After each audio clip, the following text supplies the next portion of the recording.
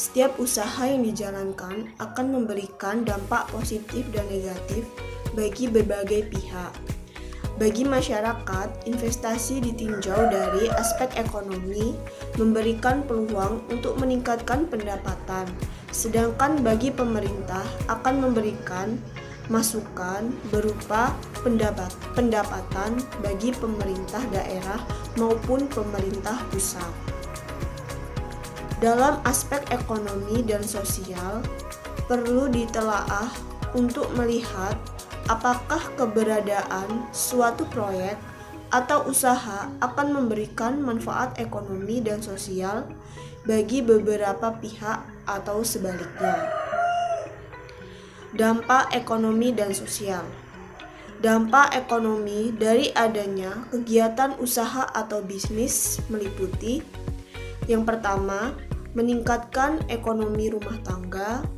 Kedua, menggali, mengatur, dan menggunakan ekonomi sumber daya alam.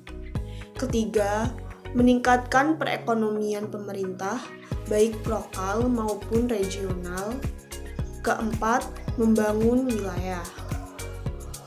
Selanjutnya, dampak negatif yang mungkin timbul dari aspek ekonomi, yaitu meliputi: 1. Eksplorasi sumber daya yang berlebihan atau pemanfaatan sumber daya alam yang berlebihan. 2. Masuknya pekerja dari luar yang mengurangi kesempatan atau peluang kerja bagi masyarakat sekitar. Dampak sosial dari adanya kegiatan usaha atau bisnis meliputi: adanya perubahan demografi, perubahan budaya, perubahan kesehatan masyarakat. Lalu selanjutnya, dampak negatif aspek sosial, yaitu meliputi perubahan gaya hidup, budaya, adat istiadat, dan struktur sosial lainnya. Meningkatnya kriminalitas, beberapa pengaruh bisnis terhadap beberapa hal.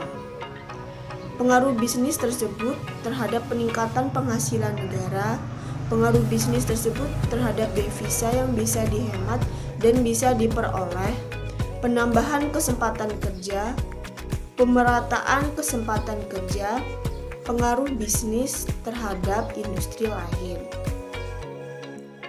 Kajian aspek ekonomi dan sosial menekankan pada asas manfaat keberadaan bisnis tersebut terhadap masyarakat di sekitar proyek maupun secara makro yang dapat meningkatkan pendapatan nasional.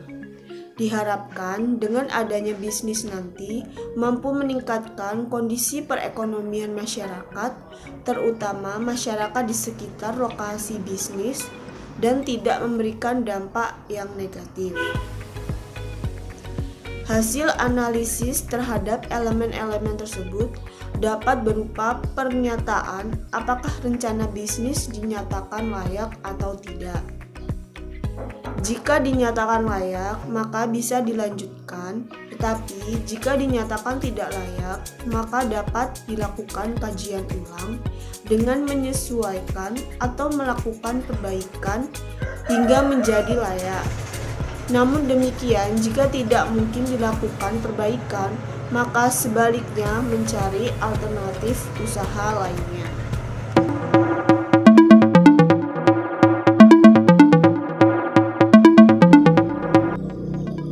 Aspek dampak lingkungan hidup.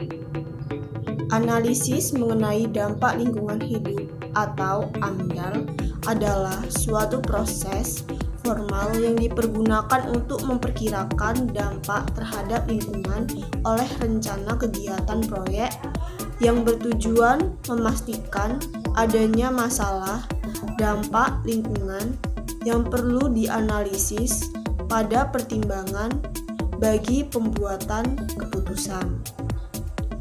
AMDAL sudah dikembangkan oleh beberapa negara maju sejak 1970 dengan nama Environmental Impact Analysis atau Environmental Impact Assessment yang disingkat EIA. AMDAL diperlukan untuk melakukan studi kelayakan bisnis dengan alasan sebagai berikut: karena UU dan peraturan pemerintah, agar kualitas lingkungan tidak rusak dengan beroperasinya proyek-proyek industri.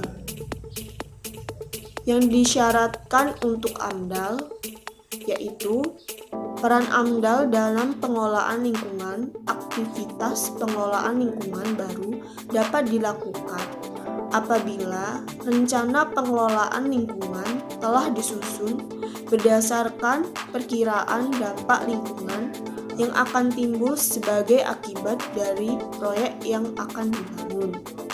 Selanjutnya, peran AMDAL dalam pengelolaan proyek. AMDAL merupakan salah satu studi kelayakan lingkungan yang disyaratkan untuk mendapatkan perizinan. AMDAL sebagai dokumen penting.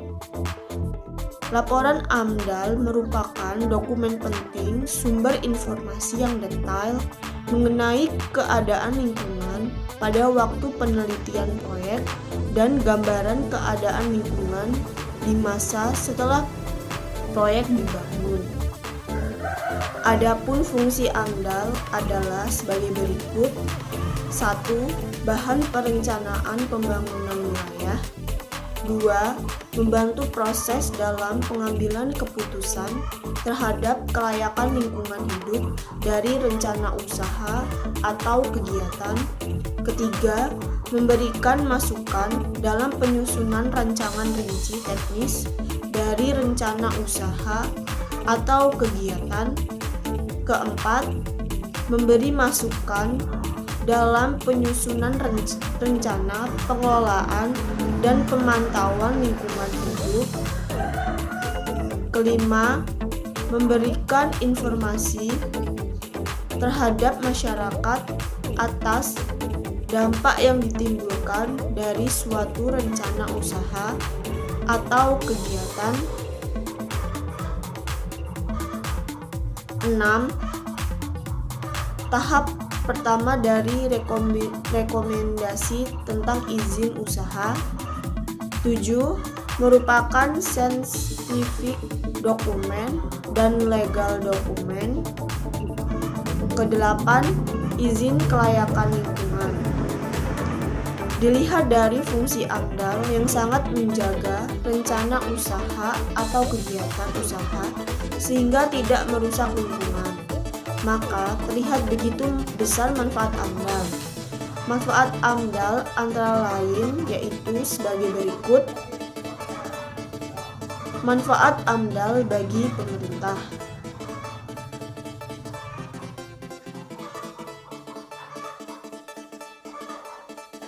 Yang pertama, menjaga dari pencemaran dan kerusakan lingkungan. Kedua, menghindarkan konflik dengan masyarakat. Ketiga, menjaga agar pembangunan sesuai terhadap prinsip pembangunan berkelanjutan. Keempat, perwujudan tanggung jawab pemerintah dalam pengelolaan lingkungan hidup.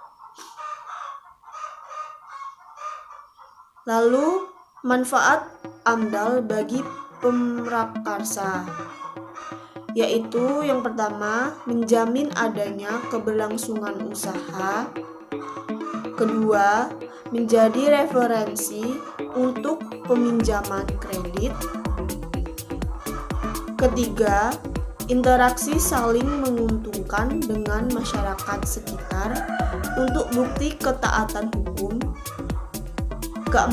Lalu selanjutnya, manfaat AMDAL bagi masyarakat, yaitu yang pertama, mengetahui sejak dari awal dampak dari suatu kegiatan. Kedua, melaksanakan dan menjalankan kontrol. Dan ketiga, terlihat pada proses pengambilan keputusan. Sekian penjelasan dari saya. Apabila ada salah-salah kata, saya mohon maaf. Saya akhiri. Wassalamualaikum warahmatullahi wabarakatuh.